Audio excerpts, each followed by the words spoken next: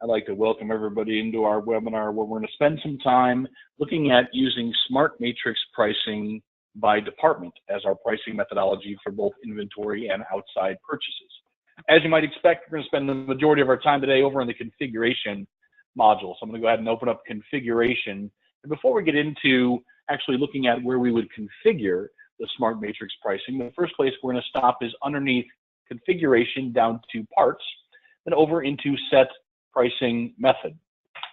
For those of you that were with me earlier, or if you've watched the previous recording in this sequence, we talked about using Smart Matrix pricing by supplier as our pricing methodology. And that was the explanation of the detail we went through a bit earlier or in a previous webinar. Our purpose today is to use Smart Matrix pricing by department. So I'm going to change my pricing methodologies to Smart Matrix pricing by department for both parts and inventory and outside purchases. Now, before we leave this window, I'm going to tell you that Smart Matrix pricing by department is absolutely my recommended methodology for parts in inventory. It gives us the most ability to define different pricing rules based upon the type of part.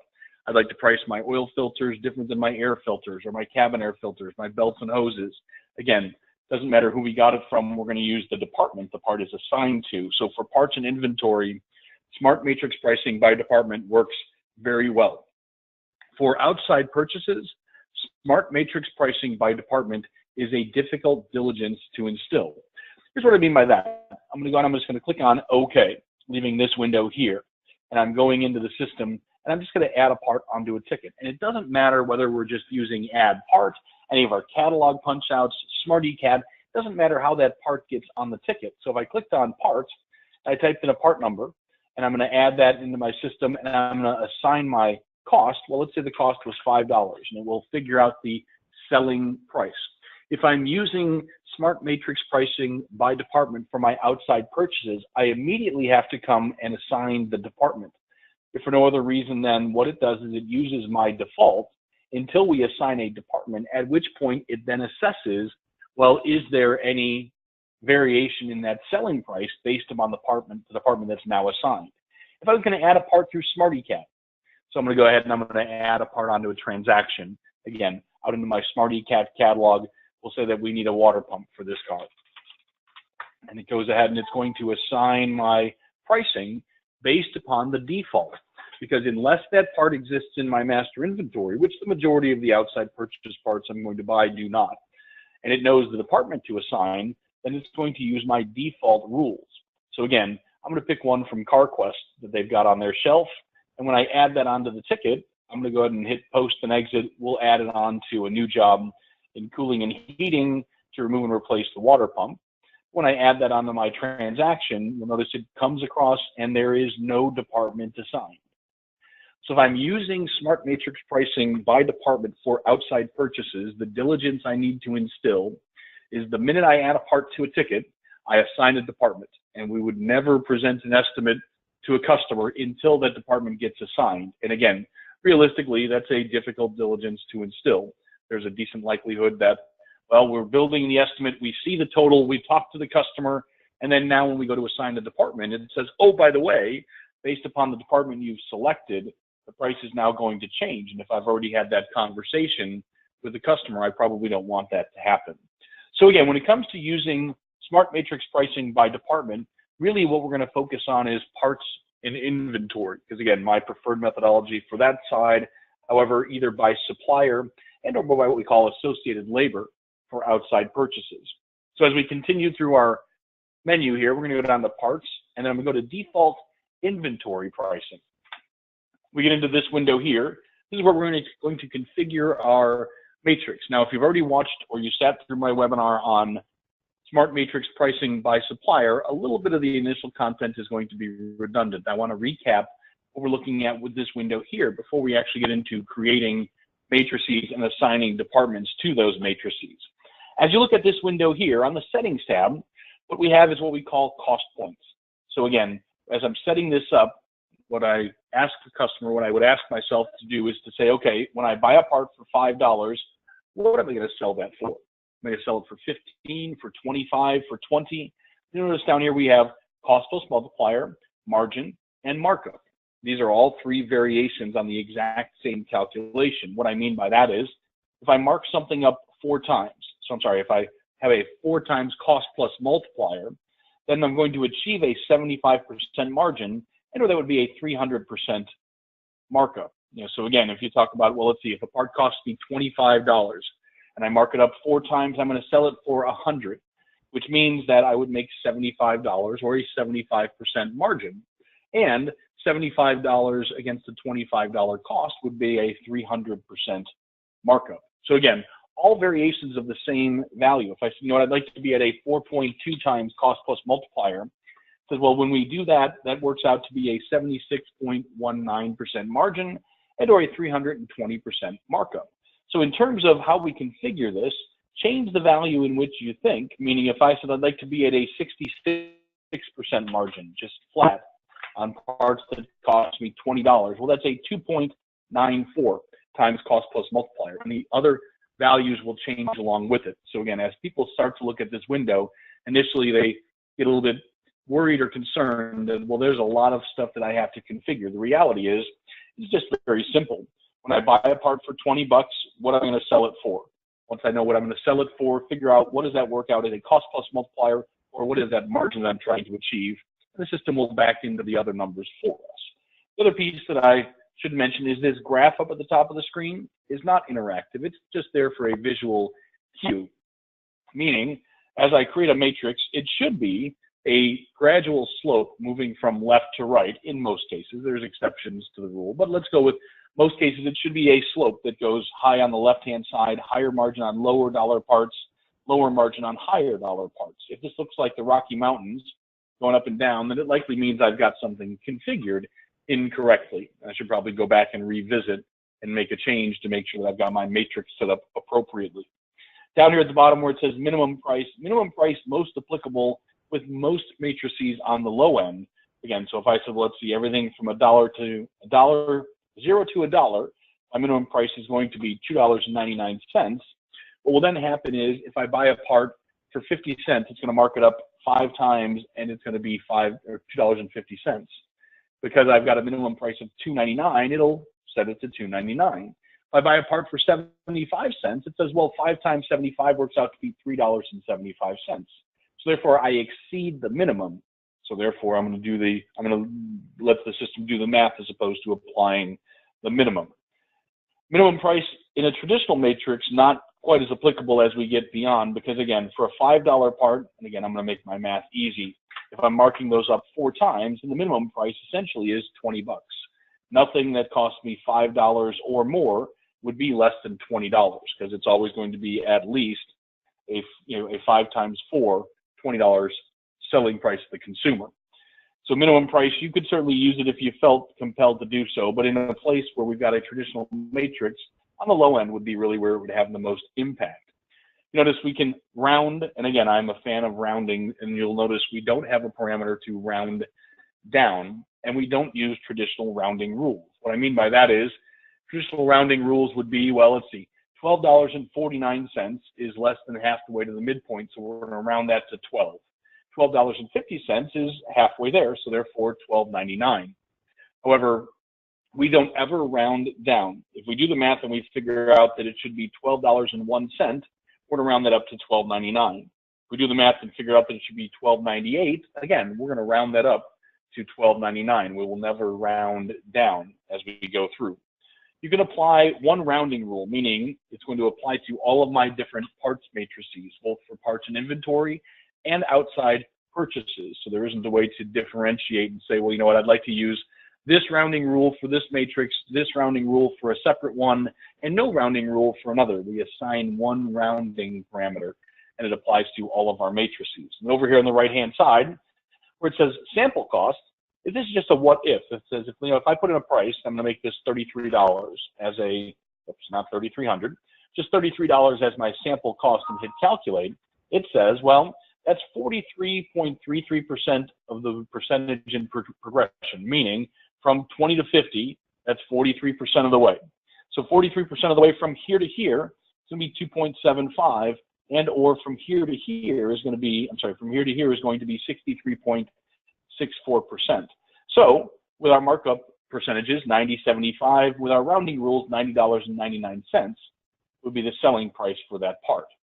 So again, as you look at this screen here, all we're doing is we're establishing when I buy a part for X, I'm going to sell it for Y, and the system does the math to fill in between. Now notice there are two other tabs that are here, our sales analysis tab, which we're going to skip here for just a moment, and our department tab. So right now, this is my only pricing matrix as I'm looking at my drop-down window there. So therefore, all of my departments are included in this matrix. You'll notice I have no ability to remove them from the default. We don't remove departments from the default. We add them into our alternate matrices. What I mean by that is, if I wanted to create a new matrix, well, the first thing I want to do is save any changes I made to the existing. If I don't click on Save Changes, when I go to add a new one, it's going to drop the changes we had started to make, the matrix that we were working on. So if I said, let's see, I'd like to establish a different matrix for my filtration products, because, you know what, I can't necessarily do 4 times on an air filter that costs me $4. I may have to be a little bit lower in terms of the scope. So I'm going to create one just for filters. And I just put in, I give it a matrix name, and the only purpose there is that as I look at my drop-down menu, I know exactly what this matrix should apply to. So I name my matrix, and I tell it, well, let's see, that this will apply to, in my department listing, my air filters, my cabin air filters, and then if I scroll down a little bit, we can make it apply to my oil filters as well. So I go and I select from my list of departments. Here are the departments that are going to be included in this matrix. Then when I come back over to my settings, I might say, well, let's see, any filter that's going to be from $0 to $2, we're going to mark it up 3 times. And any filter that costs between 2 and 6, we're going to mark those up 2.8 times. Anything from 6 to 12, those we're going to mark up 2.7 times. Anything from 12 to 20, we're going to mark those up 2.6 times. Anything from 20 to 40, we're going to mark those up 2.5.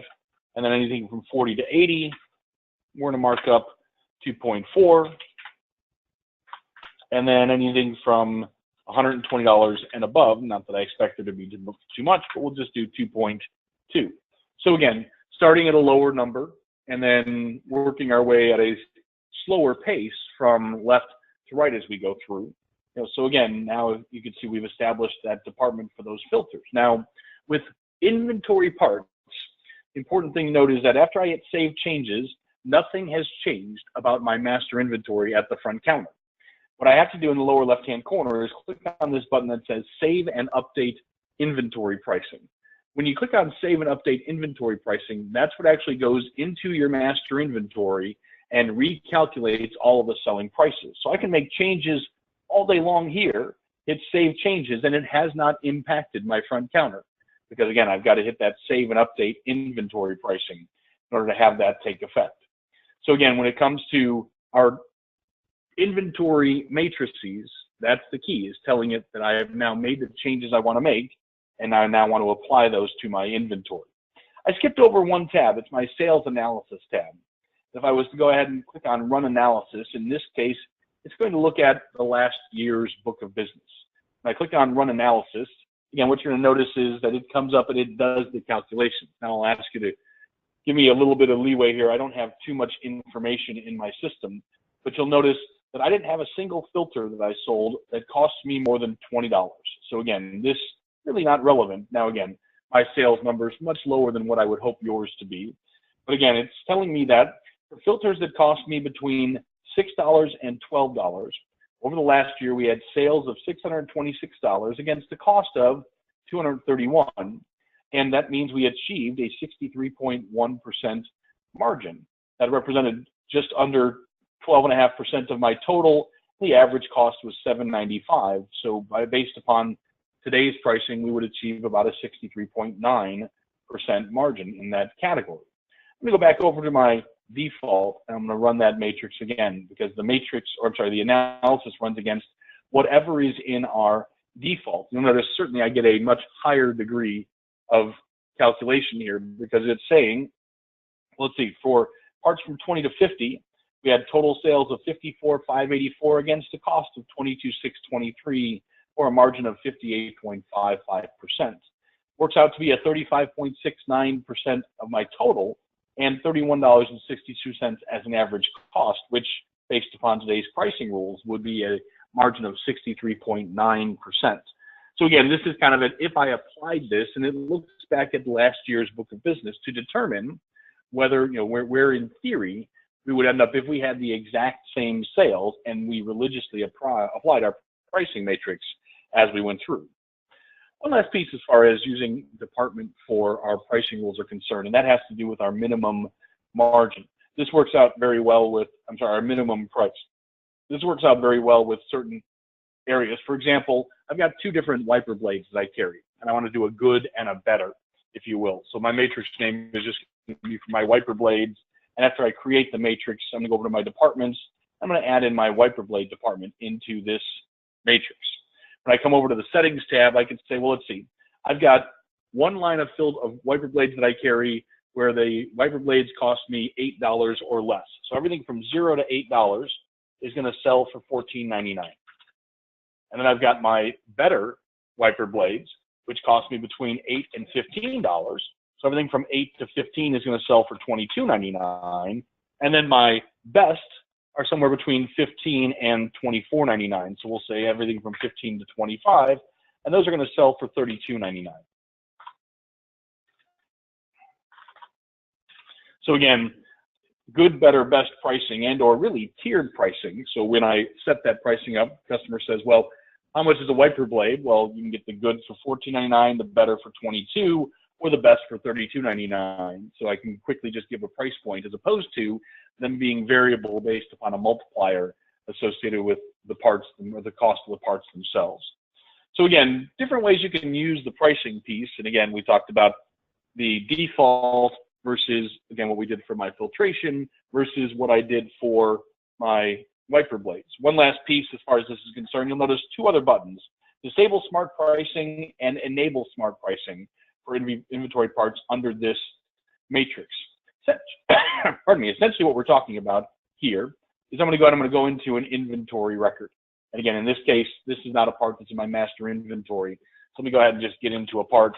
And when I get into this part here, notice this is an oil filter that we're getting from Napa. If I went ahead and I searched my inventory and actually got into the inventory record for it and looked at the other information tab, there's a little checkbox in the upper right-hand corner that says no smart pricing. What that does is when I click that box, even when I apply my pricing rules, it says, well, I've established a cost and a sell for this part. I don't want the system to do the math. The most applicable example I would give you here would be fluids. Take bulk oil, for example. I pay $1.50 per quart for bulk oil. And my pricing structure says that for parts that cost less than $5, we're going to mark them up 5 times. Well, now all of a sudden that means a quart of bulk oil sells for $7.50, and 5 of them would be $37.50 when my oil change, my base oil change packages are only $29.99. Probably not realistic. So I'm just going to set my price on those at $3.19 a quart and then check the box that says no smart pricing. As opposed to going through them one at a time, I'm going to hit save changes on my wiper blades and create a new one. And I'm going to just call this one the do not update matrix. And as I create that matrix, I'm going to go over to my departments and I'm going to go ahead, I'm going to say, well, let's see, I want my bulk parts, I want my AC chemicals, and I want my oil. So here's my packaged oil that's in there. So we want to go ahead and we want to include all of those in my do not update. And then what I'll do is I'll come over here where it says settings and I'll hit disable smart pricing. That says, look for every part that's assigned to one of these departments and go through and check that box to not have smart pricing applied. Leave the pricing where I've got it set based upon my cost and my sell. I want to use that number as opposed to a calculated number based upon the matrix settings as we go through.